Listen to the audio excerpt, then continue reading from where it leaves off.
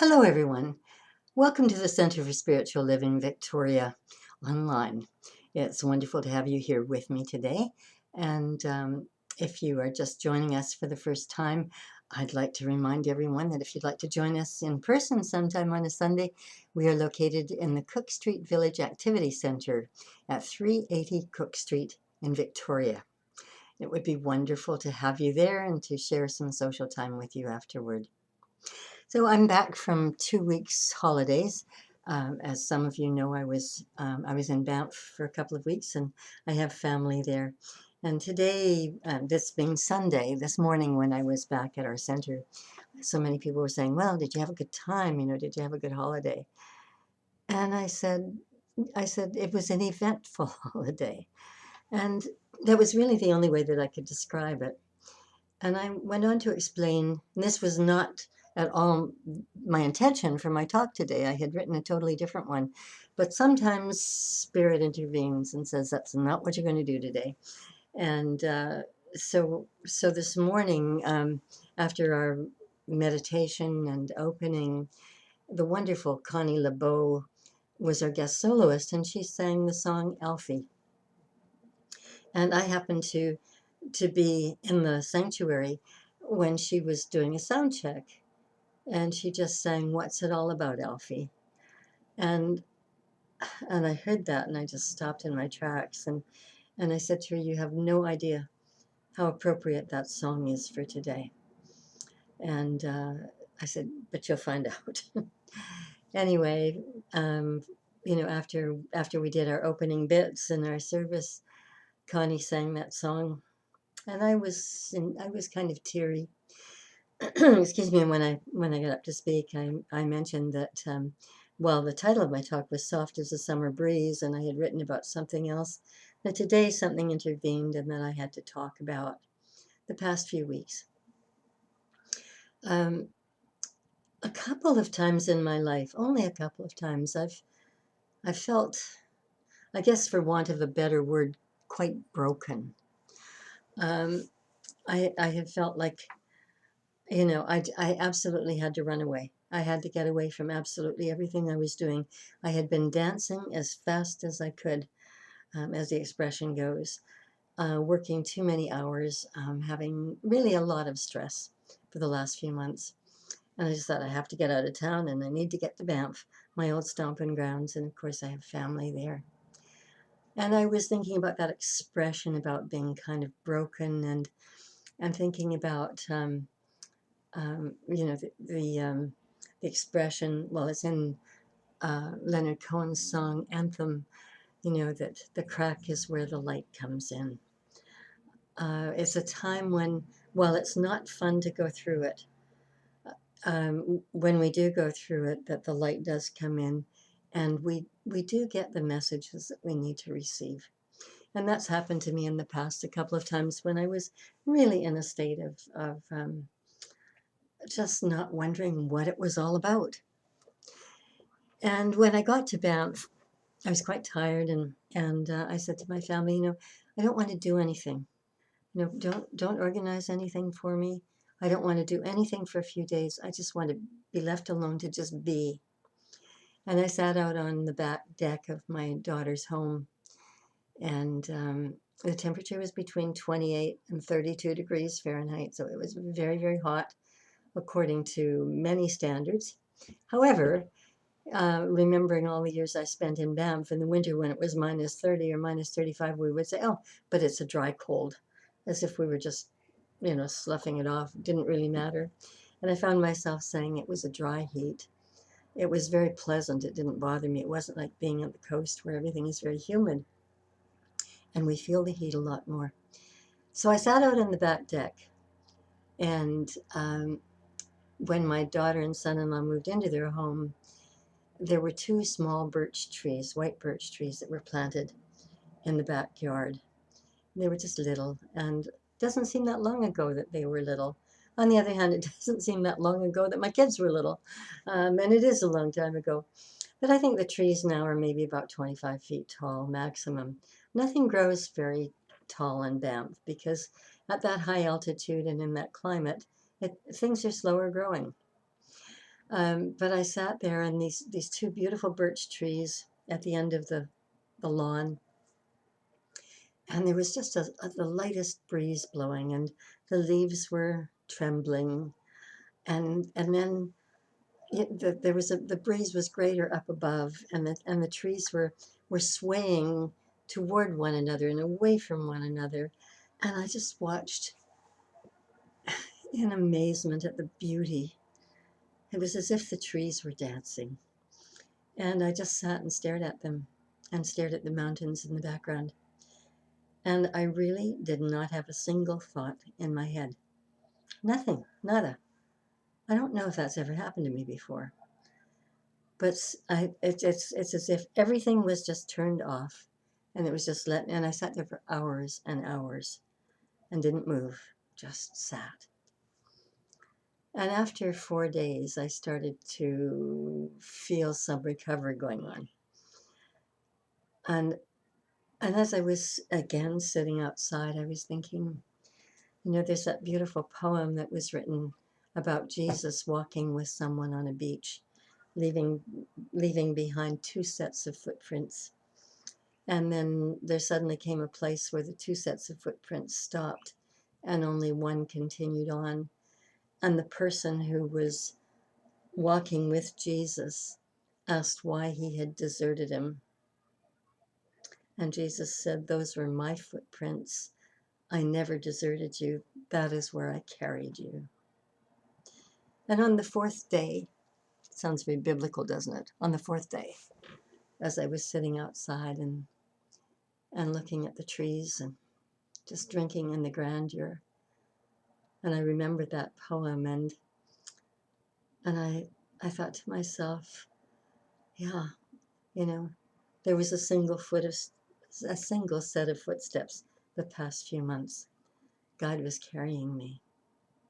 And it's always so important for me to remember that, because what happened was I got so busy that even though I was praying and meditating every day, I wasn't feeling the connection with God. I wasn't feeling that holy presence within, something I'm so accustomed to when I'm meditating and praying. And I realized when that happens, I realize it after the fact, that I've emotionally stepped away from God. I don't know I've done it. It's just one of those things that's happened as a busy life takes over, and as there are worries and stress along the way. And it was such a wonderful thing to live in so much gratitude, to feel that presence again within my heart and soul. So I went down to Canmore. If you know Banff, you know that Canmore is only about a 20-minute drive from the town. And if you don't know Banff, then now you know that Canmore is only a 20-minute drive from Banff. It's down the valley. And I was meeting a friend for a meal. And we had a wonderful time, a wonderful catch-up. It's been a long time since we've seen one another. And I drove back to my daughter's place, and when I walked in, she didn't look herself at all. And I said, "How are you? What's going on? How are you doing?" And she said, "Something terrible has happened. It's not a good day." And I said, "What's happened?" And she said, "Ethan was killed in a bar last night." Now, Ethan is a member of our extended family. Ethan was 26 years old. He was born and raised in Banff. His nickname has always been Sweet Baby E, because he's one of the sweetest, most gentle, kindest people that you could ever wish to meet. He never fought with people. He never argued. He never criticized. He was just kind and loving. People he worked with said that when he left work every night, he gave everybody a hug, and he told every single person that he loved them. Now, you might think that's a bit odd, that he was a bit odd. He wasn't at all. He was a regular guy who was just absolutely wonderful in every way. He played soccer. He coached soccer. The whole town knew him and loved him. And his wife, Lori, and he had just moved into a new home. They hadn't yet unpacked everything. They'd ordered furniture that needed to be assembled. And Ethan decided on a Friday night that he was going to go and have a drink with one of his buddies after work, which he often did. And they went to the Dancing Sasquatch in Banff, which is a nightclub. And Ethan asked his buddy to get him a beer while he went into the men's room. They were there about 3 minutes at that point, but Ethan didn't come out. And then another man, a young 22-year-old, emerged from the men's room and said, "I need a lawyer. I need a lawyer now." And someone went running into the men's room. As I say, everybody knew Ethan. And Ethan had been stabbed 7 times. And the person who went into the men's room started CPR. And his buddy who had come with him he went and got a defibrillator from the wall to use on him while they were waiting for the medics to come with the ambulance. But Ethan didn't make it. He had passed, and it was a terrible, terrible death. And it was something that touched every single person in the town. Banff is a small town, 8,500 people, a lot more than when I moved there. When I moved there were 2,200, but still very small. And the main street now, if you haven't been there for years, the main street is a pedestrian mall.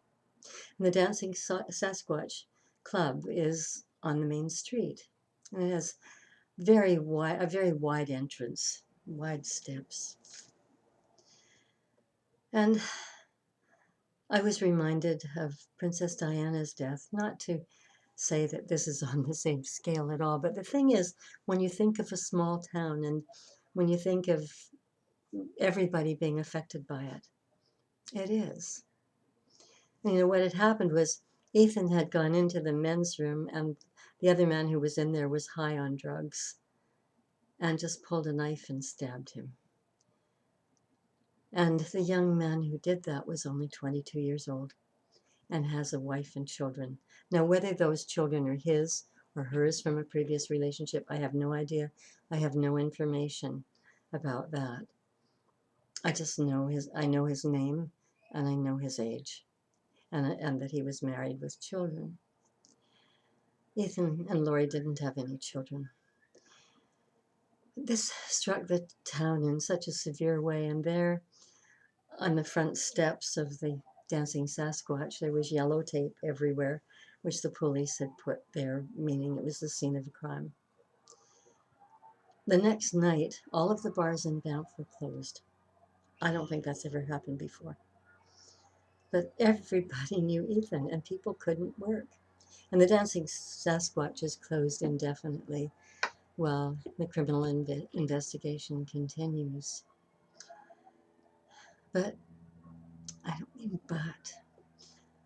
friends, young people, older people who knew Ethan placed flowers all over the steps of the Dancing Sasquatch. And there were candles. And sometimes people left a tin of his favorite beer. And during the day, if you walked past, there were often circles of young people sitting, holding hands, crying. It was a very, very emotional time. And sometimes people took lawn chairs and placed them there and just sat. It was like a monument of some kind, an altar. People were just in excruciating pain. Just before I left last week, a soccer field was named after Ethan because he'd played soccer and because he had coached soccer. Some young person started a GoFundMe campaign to raise $4,000 for a funeral, not realizing how much a funeral costs these days. It's more than that. And last time I looked was a couple of days ago, it was up to more than $80,000. Again, it's symbolic of how much Ethan was loved. He was an extraordinary young man. And, we were all asking ourselves, how can this happen? How could this happen to somebody so good? How could this happen to Ethan? What's it all about? What's it all about anyway? And I found that I was back on the deck of my daughter's home again, trying to empty my mind, watching the trees dance, drinking in the scenery of the mountains, and feeling the presence, the holy presence within. And there were words that were going through my mind, words of Dr. Ernest Holmes, our founder. In the textbook, he has a series of beautiful meditations that are very poetic. And what kept going through my mind were the words, "Child of all good, you're born of eternal day." And when I came home, I looked it up because I had never memorized it, and I realized that I had misquoted it. It didn't matter when I was sitting there. I was just feeling the divine connection. But I pulled it out this morning and I read it to my people. Child of all good, you were born of eternal day. There is no evening of the soul, for it shall live forever. It is deathless and perfect, complete and one with the everlasting. No thought of tomorrow can disturb the calm of him who knows that life is one eternal day. No fear can enter where love reigns, and reason keeps faith with hope. The thoughts of the tomorrows and the yesterdays are swallowed up in the great realization of the perfect here and the complete now. Born of eternal day. I know that Ethan knows that now. I know that he's in another dimension and that he's conscious of what's going on and he's conscious of the love. And what happens whenever I'm going through a struggle like this, I sit and ask myself, what is the gift? No matter what it is, whether it's, the death of someone in the family, of someone somewhere else, a young person, where it seems it's just way too early for that person to go. Or if it's some terrible thing that's happened in the news, some tragedy, if it's a war, I try to find the gift. And when I sit in contemplation, and when I open my heart, and when I listen, something happens and I do get that image. And I find that the more that I'm immersed in spirit, the faster that image comes to me now. And I discovered that when I was going around town and seeing these people, these young people sitting and mourning and talking, over and over again, I kept hearing, my life is changed forever. And I know that when we lose someone, our lives are changed forever. It doesn't mean we won't ever be happy again. We will be. But as I'm fond of saying, we have a greater realization that our time on this side of the rainbow is very temporary. But what I heard was something else, and that was, from now on, I'm only going to have one beer. From now on, I'm never going to criticize anybody else. From now on, I'm going to make a difference with my life. From now on, I'm going to be like Ethan. From now on, I'm going to hug people and I'm going to tell them that I love them. I'm going to be a loving person like Ethan was, because he is a role model for how everyone should be. And I heard young people saying this over and over again, and I thought, this is the gift.